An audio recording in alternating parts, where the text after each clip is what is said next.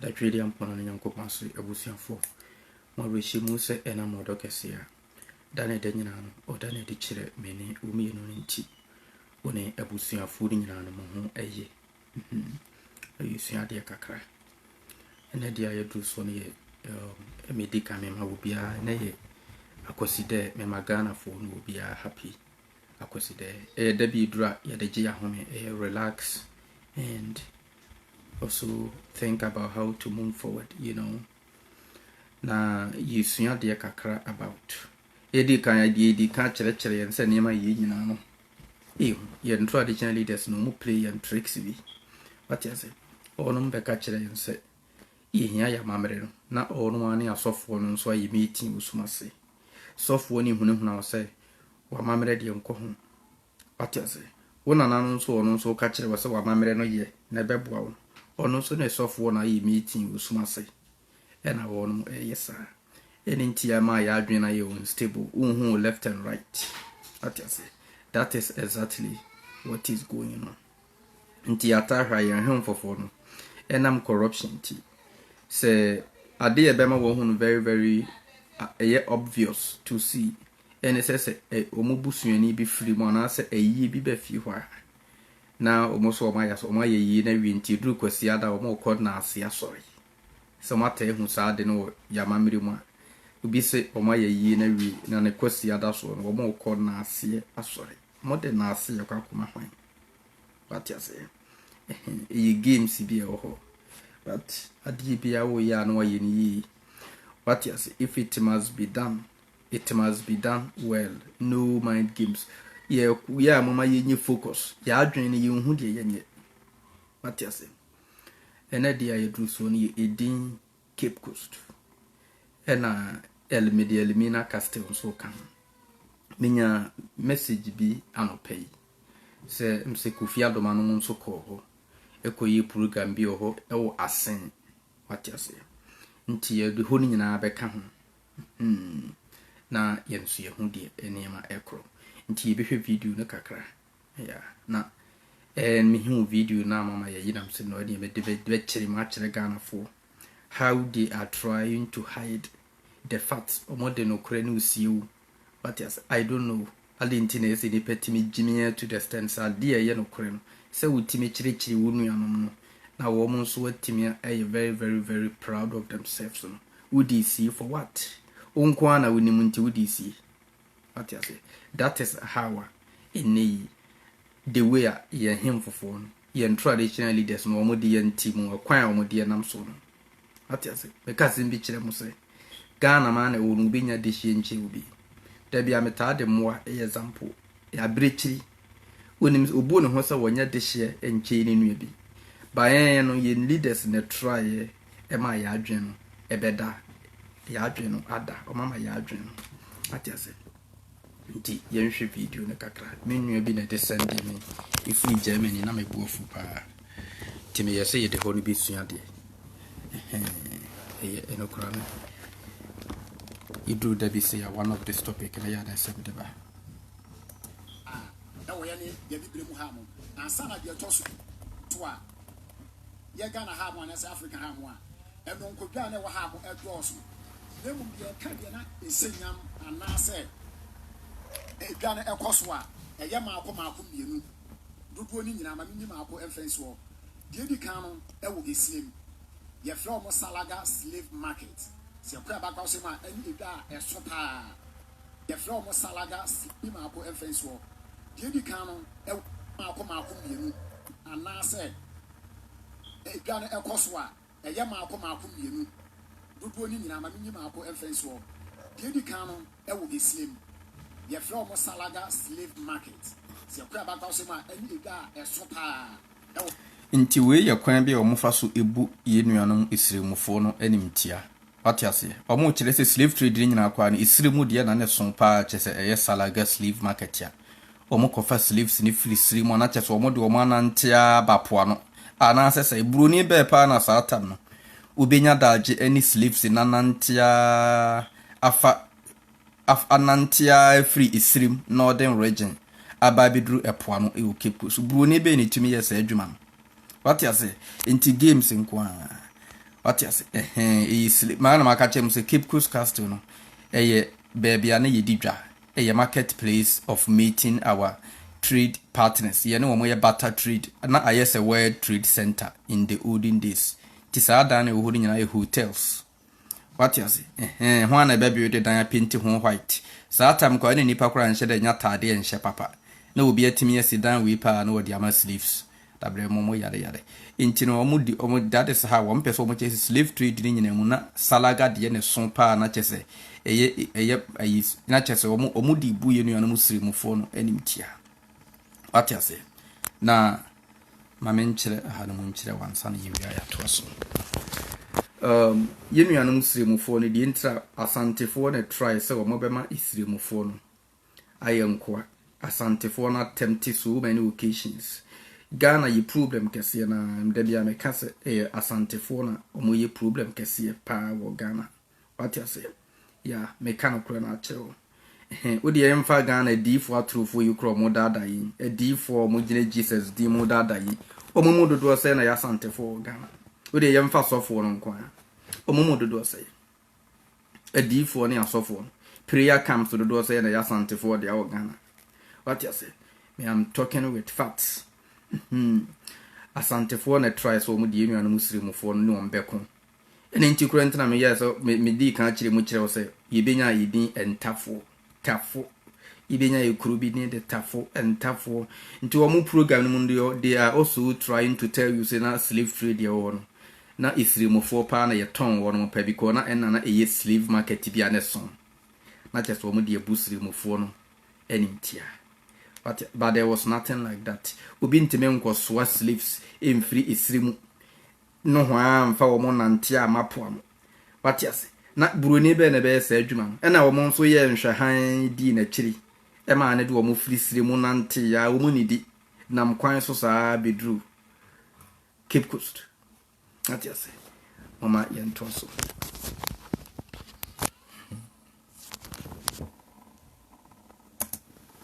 Yeni blemu hamu ansana de tosu yenu eye asen manso slave market anase asen manso amwa bi no ginan ene yasa wo ba so ewo asen praso ene slave dungeon it say wo hwe second picture ya ene ti befa say yemfa ne say yakoto e papa no efi bia efi eslim tumase ede ba dutu asen manso ha no enti yemfa ne say first picture no ho ene edi omo efi ba ede omo eba manso enti yehwe second picture na yemfa ne say aba bedu asen praso yebedu ho mo esuo pra eyensu a eson eni nti abrofo anase kwesi bronya be ye bridge e dia toso aka efa so yebedu ho mo na se ensu no ayi a ye papa no ye nanam ensu ni enka eni nti wose ye gina ho ne bia ensu no ekofom kakra ni asese ye papa no anase ye maame no edu ho mo agu ensemem edu ho mo atwa ensu no edu ho mo aba eman so eni nti hwe ha mo put transportation of slaves eni nti kofi ye wa ha mu sana asre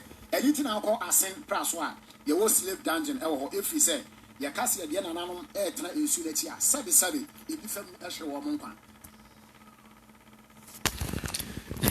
elinti ebusuafo no ma mo hwe video ni bi obi na send me message na me yesi besua ho de ene na obobo nkuru bi din wo mu ene ye be Cape Coast osanse asen praso ena what they say Elimina Castle mame mfa book bi na me trotro na te say you metimi agu along the line mame mfa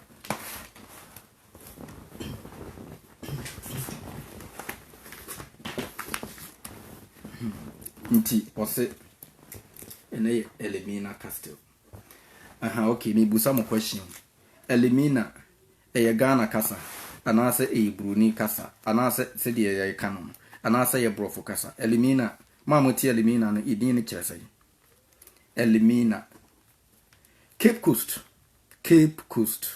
honom no Cape Coast din no kasa be wo mfante kasa mu mfante kasa Cape Coast ye mfante kasa na Elimina no any Cape Coast ade na takura de fo nso de o manyi slave trade ni bi what you say the tiene say Cape Coast no captain the Cape no the root word for captain de bia na boss What you say? On na we boss. Sa nkuro ne won suye na no nyina na eho na eye boss. What you say? Eye ekuro na eye boss na elidi. The leading center. Inti eye cape no e na wo no yempu na zu e no. Eye cape CAP cape coast. Eye coast ho nyina eho no ekuro na agidin ho pa. What you say? Eho na eye boss anase ogwenti eze to the Gold Coast. Now whenever we are talking about Gold Coast, now Gold Coast typically is talking about the whole of Cape Coast and Elimina. What you say? Now Elimina no eye babia omode baba befa elements. What you say? Elimina no kasa eye EL in the kind. Ena mina. What you say? Mina no eye minerals ena omu twa no short omu di bia be kan kasa bi te se edwoso eye kasa bia na eye edwaso keke, but as time goes on omu spell ya ompese omu de no kure bi si yinti no na omu ye changes bi to edin no inti wo hu de yakọ inti eye L elements, L minerals, castle inti eye EL mina, eye elmina. What you say? Now the TN say inti edin Cape Coast no eye captain, the route to the captain of the coast. Eho na leading inti kwa no mokokoko see Cape Coast Castle no to as a reception place for our trade partners all over the world. What you say? Intina ena the captain. Ne ompese wo mode no kurisie yen intino. Senka coast ho nyina still Cape Coast to kwa na hwanke wo mfimfin. Ade intino nko mode ene wo mode president ne beko Accra. Omode no kure bi sie yen. Omoye so omode no kure no ebekata so because omompese yi bi hu. Nti wo mama Ghana president tena ese Ghana president na ni nko tena Cape Coast Castle. Cape Coast Castle Ghana president etna bia. What you say? But ompese omoto ya adwene na twene nti omu firi ho ekwa Accra. But that doesn't change the fact because our ancient of this is White House. Said the America is White House and Cape Coast Castle. I see. And intentionally Cape Coast Castle omu painting white. A white castle. What you say? Inti a Cape Coast, the captain of the coast. Inti Cape Coast nya emfante kasa. What you say? Inti na mechire mo fante. Etama fante asante fo na tata wo mo. Ena wo mo te wo no mo ho. Ena wo mo te wo mo fa. Inti ne kweti mekasa me kwa fa hye o hye fa. Chese nkrofo bi no ma separate wo no mo ho. Ena wo mo ye they are doing their own things. Inti wo hye fa. Me kwa fa hye. Fa hye. Eni benya fa hye. Watene ho. Watene fa. Fantini. Asante. Asantini. Santini. Omo ya santini. Santi. Niti. Washe bibiase. Matimiku. Matimitim. Fante. Watene ho. Wate. Omate wo mo ho. Omo ye fa. Bako omate wo mo ho. To oma nkwa nkote fa bi ani. E fa ne bi wo Ghana mo nche ni nyine nkope bi ne ntimi. What you say? Now, akwane kasa no. Wose pra. Pra no idi ya ebenya ikura ne idusua ne din de pra. Eye obi a wo pra bibia ko. O pra efin. Matome pra ye. Me de kwa pra. Mame kasa nchire wo 2000 ni mo 99 na mo twen Jesus no.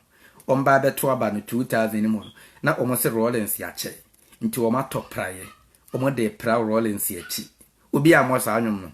Waso wato ne pra ye. Wo de pra enipa no nso wo san bo sa anwum no nso no.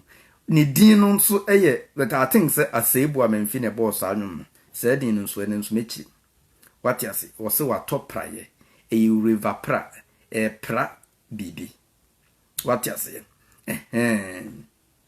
Now, inti pra eye broom. Obi kura din di Apostle John pra. So we are wasan be gina ho say ye na nanom so ma abosom. Na wono de obesum Yehova. What you say? Omo de adada ye. Inti yaba benya pra. Now, inti pra ye or pra bibiako ni benya pra.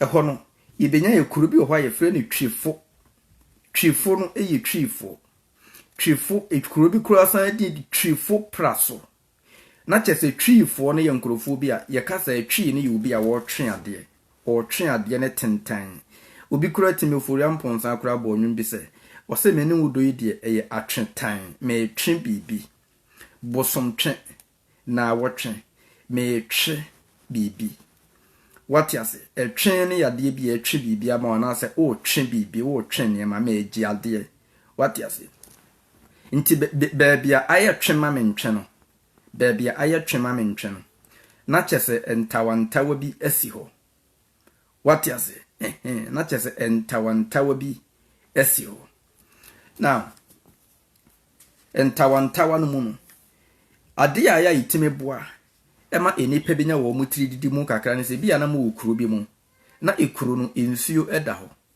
ensuo ne da ho a edu time bia mo amoti nsuo na chi no se mo atamfo ne beba mo so unexpectedly ana aba be fa makora se onom ebeduru ho no mo a se worom beduru Cape Coast onom beduru ba bia mo na ensuo na yira o mu ntimi ma da ne na me kire mu edin a ebenya edin sunwan ensuo bi a ewen nkrofo bi a eni nti wo matamfo eka ensuo na kiri praso no twifo praso no eye ba bia ensuo no ankasa no pra nkrofo bi ekoye sede mu hu ne bible do mu se nyankopon ne di nsuo bi pra Israel fo atamfo koye no twifo praso no nkrofo bi a omo ye twifo anaso omo ba be twenema ewo mfantefo ne territory no ensuo no pra wo no ekoroye wati ase eni ntine saa area mu hɔ pa no yebenya twifo praso enso ɛwɔ saa area mu edin ne dɔso but ntina mastati twrotro mempese ebefa meni so eni yebenya asen obi a wɔ time na masen onso ni nyina yensuo san aka ho nti ekuro no bi kura efre no asen fusu enso ɛwɔ hɔ fusu no eye fosuo eno kura ni nyina ne yensuo no a asenfo ensuo eni ibenya asenfusu ni nyina no is coming deep to the river pra enema ensuo ni yema wonom no the significance of the river pra what you say enunti fosua lumba kwa ni din ni fusu Charles Kwadwo fusu asase enti fosuo eye asenfo ensuo ena ibenya asen fusu what you say now enti sa asen obi a mesen obi a meni obi tata me ena me ho odne che no enti na ma ho odne mu enti mesene no odi a me wosika sen no mesen bibia mu chese asen enkrofo bi a wo ma sen enkrofo bi what you say enti asen fusu enti asenfo ne nkrofo bi a wo ma odin o mo sene nkrofo bibiri what you say now enti enu no no mo se yakwa bi wo pa wo ye giant an ho odin pa ne ho odin akese na so ho odin fo di bi mada o mo tu ne din se ne din no e de asenbu amemfi what you say but o mo kan o mo ma idin no o mo ha wo musi etwro no na a hide kakra what you say enti asen bo amemfin obu amemfin obe destroy obu se o say no anase wabo what you say asen bu amemfin ena omode beto obi din oho se ye frese nipa no ase bu amemfi obi kura abonwoma no owisu se din na o se nipa no kura na o sa no obo sa anwom no na asem odin pa o Ghana pa ono waya obeka ni street a kirewo eye symbols they talk to you eye hidden truth in plain sight Ghana obi anim sa asen bu amemfi de na nwom de obo nwom bia na asem odin what you say eye asenfo su asen north asen south asen bu amemfi ena yebenya asen bu amemfi a omo se wo ye giant a chese wo no so kra so omo chese wo de second bi si ho a chese obi antimi ntu what you say ni nyina no is coming down to tribal wars na ekoso ewo yen system ni mu tribal war ana ekoso what yes into wonum ne ye niema bibiribi omo ne ye niema bibiribi wo ha na like business into ni benya ye trade partners in our tradition your identity mu na ne baby a no bekwa ese wo dance what yes into your tradition enu na ne you trade in a barter system of the trade but say ubroni bi ba no obefa yes we kwa de ne de mo de salaga san kan yes wo mbefa ni pa bi free salaga slave market ena salaga slave market na wo hen wo no de region what you say na emum no omo di bu ye nuanu muslimfo no northerners no anim tia broni bi ankosoa inkrofo bi am free northern region ena wo de wo mo nante ya ba Cape Coast what you say inti de ekoso hono mu nkrofo bi a intertribal wa na ekoso no ahemfofo no bi a pese o capture na yonko na nkrofo de besom no ena nkrofo bi nso oyeda ya omo ntwema inti wo mo sen bibia what you say omo odin say ni mo bi a wo sen obi mesen na chese odin inti asen phone eno what you say asen bo amanfin obi a wo ye corruption na ye defin corruption amanfin ye twenfo enkrofo na omo ba betwen ene omo ba betwen wo sa teliti nti din a wo ye system ni mu ni nyina no came by what they say by instantaneously ene de sa idin ni nyina no by we ni doso yes ya na me pese me yedin ni nyina ma akoma but sibia omo ye video no me yese me de ebechirim asoso me de we see no enti fosuo eyensuo keke fo insuo asen fo insuo e river prano ena mama insuo nani aye tan asen fosu asen fo insuo fosuya fosu what you say enti sanity eyensuo ena wo mo bo asante fo ene mo ntina asan ebo amemfini woni bruni be na na ekon eye symbol eni eye enkrofo bi a omobo amamfin osan bo amamfin nti osan bo asebo amamfin a obo nwoma na okasa tia na emafin o Ghana ba na asem nso woden uti man ne nwom na asem woden pa nti that is what is going into the Cape Coast no the captain of the coast Elimina castle elements. They were castles or there were elements in the form of minerals and they came there to take them away. What you say? And one aside the root word for eliminate, to eliminate something. Yeah, kwa could two free. Cape Coast to know so the root word for captain. I love you all. This is the moment of truth and natural wisdom.